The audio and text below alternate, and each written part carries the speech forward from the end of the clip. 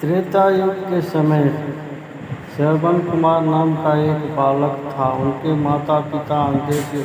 उन्होंने श्रवण को कई मुसीबतों का सामना करते हुए पाला था। श्रवण कुमार बचपन से ही माता पिता का बहुत आदर करता था। जैसे जैसे श्रवण बड़ा होता गया, उसने घर की जिम्मेदारी अपने कंधों पर ले ली। वह रोजाना सुबह उठकर सबसे पहले अपने माता पिता को स्नान कराने के लिए तालाब से पानी भरकर लाता था। उसके बाद वह तुरंत जंगल की ओर लकड़ियाँ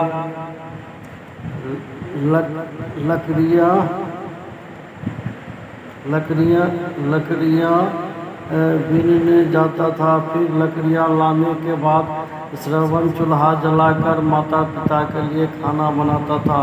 श्रवण की इतनी मेहनत करते देख उसकी माँ हमेशा उसे टोकती थी। वह कहती थी कि श्रवण बेटा, तुम इतना सारा काम अकेले क्यों करते हो? खाना तुम मुझे बनाने दिया करो, मैं आसानी से बना लूँगी। इसके बदले तुम थोड़ा आराम कर लिया करो। माँ की इन बातों को सुनकर श्रवण कुमार कहता, नहीं माँ, मैं ये सारा काम आप लोगों के लिए ही तो करता हूँ। भला अपने माँ बाप के लिए किए गए कामों में कैसी थकान, उल्टा मुझे ही तो खुशी मिलती है। श्रवण कुमार की इन बातों को सुनकर उसकी माँ भावुक हो गई। वो रोज भगवान से प्रार्थना करती, हे प्रभु, इतना ध्यान रखने वाला श्रवण जैसा बेटा हर माता पिता के घर पैदा हो। श्रवण के माँ बाप नियमित रूप से भगवान की आराधना करते थे। वह उनके लिए फूल और पूजा की अन्य सामग्री लाता था। फिर खुद भी बिना देर किए माता पिता के साथ पूजा में शामिल हो जाता था।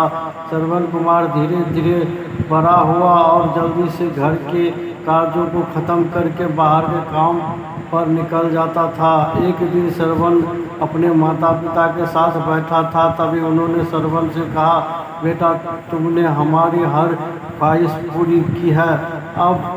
अब हमारी केवल एक ही इच्छा है जिसे हम पूरी करना चाहते हैं। यह सुनकर श्रवण ने उनसे पूछा, ऐसी कौन सी इच्छा बाकी है जिसे आप पूरा करना चाहते हैं? आप केवल आदेश दें, मैं आपकी हर ख्वाहिश को पूरा करूंगा। इस पर श्रवण के पिता ने कहा, बेटा, अब हम बूढ़े हो चुके हैं और हम चाहते हैं कि मरने से पहले तीर्थ यात्रा के लिए जाए। भगवान के शरण में जाकर हमें सुकून की प्राप्ति होगी।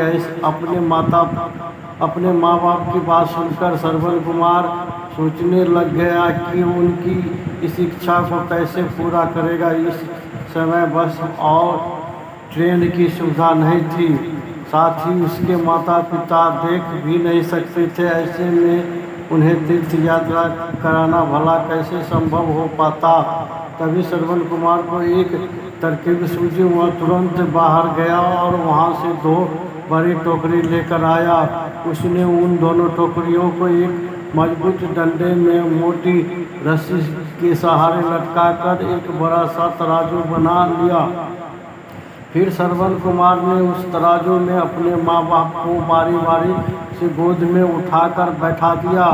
उसके बाद तराजू को अपने कंधों पर लेकर उन्हें तीर्थ यात्रा लेकर निकल पड़ा। वह लगातार कुछ दिनों तक अपने माता पिता को एक के बाद एक सभी पवित्र स्थलों पर घुमाने लगा। इस दौरान श्रवण कुमार ने अपने माता पिता को प्रयाग से लेकर काशी तक के दर्शन कराए। माता पिता को घुमाते समय श्रवण कुमार उन्हें उन जगहों के बारे में भी बताते चलता था, क्योंकि वह आंखों से उस दृश्य को नहीं देख सकते थे। अपनी बेटे की मेहनत को देख उनके माता पिता बहुत खुश थे। उन्होंने एक दिन श्रवण से कहा, बेटा, हम देख नहीं सकते, लेकिन कभी भी हमें इस बात का दुख नहीं हुआ कि हमारे लिए हमारी आंखों हो। तुमने हमें जिस तरह सारे पवित्र स्थानों की कथा सुनाकर उनके दर्शन कराया है। ऐसा लगता है कि जैसे कि हमने सच में प्रभु के दर्शन अपनी आँखों से किया हो। अपनी माता पिता की बातें सुनकर श्रवण ने कहा, आप लोग ऐसी बातें न करें। बच्चों के लिए माता पिता कभी भी बोझ नहीं होते। यह तो बच्चों का धर्म होता है कि एक दिन श्रवण कुमार आराम करने के लिए अयोध्या के पास अपने माता पिता के साथ रुका। तभी उसकी माँ ने पानी पीने की इच्छा जताई। श्रवण को पास में ही एक नदी दिखाई दी। उसने अपने माता पिता से कहा, आप दोनों यहाँ आराम करें, मैं आप लोगों को लिए अभी पानी लेकर आता हूँ।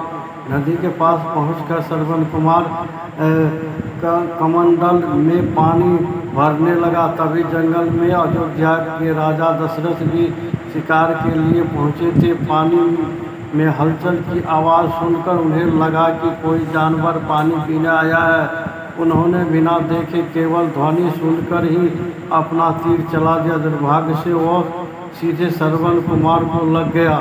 तीर लगते ही वह चीख पड़ा। उसके बाद राजा दशरथ जब अपने शिकार को देखने पहुँचे तो वहाँ श्रवण था। वह तुरंत ही श्रवण कुमार के नज़दीक पहुँचे और कहा, मुझसे बहुत बड़ी भूल हो गई है, मुझे माफ़ कर दीजिए।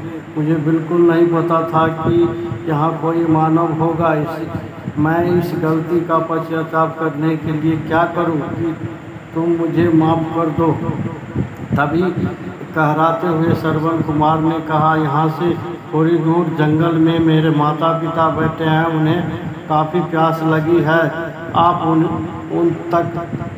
उन तक यह पानी पहुँचा दीजिए और मेरे बारे में उन्हें कुछ भी न बताए। इतना कहते कहते श्रवण कुमार की सांसें रुक गई। श्रवण कुमार की मौत से राजा दशरथ शून्य पड़ गए। तभी किसी तरह वो श्रवण कुमार के बताए अनुसार जल लेकर उसके माता पिता के पास पहुँचे। श्रवण के माता पिता अपने बेटे की आहट को बेखूबी पहचानते थे। जब राजा दशरथ उनके करीब पहुँचे तो उन्होंने आश्चर्य से पूछा, तुम कौन हो और हमारे श्रवण को क्या हुआ, वह क्यों नहीं आया? राजा दशरथ उसके सवालों का जवाब नहीं दे पाए। उन्होंने चुपचाप पानी उनकी तरफ बढ़ा दिया। तभी श्रवण की माँ ने चिंतित स्वर से जोर से कहा, तुम कौन हो और मेरा बेटा कहाँ है, ये बताते क्यों नहीं? श्रवण की माँ की चिंता देखकर राजा दशरथ ने कहा, माँ मुझे माफ़ कर दीजिए। शिकार करने के लिए मैंने जो तीर चलाया था वो सीधे आपके बेटे श्रवण को जा लगा। उसने मुझे आप लोगों के बारे में बताया, इसलिए मैं यहाँ पानी लेकर चला आया। इतना कहकर राजा दशरथ चुप हो गए।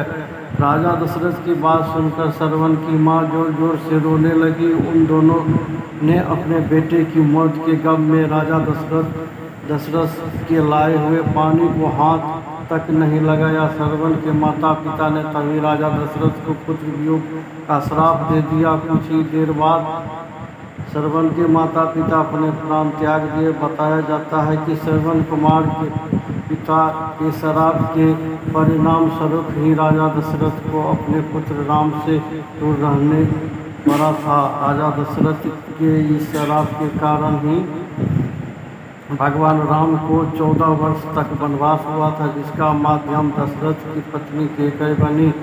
श्रवण के माता पिता की ही तरह राजा दशरथ भी अपने बेटे से दूरी होकर बर्दाश्त नहीं कर पाए। उन्होंने अपना प्राण त्याग दिए।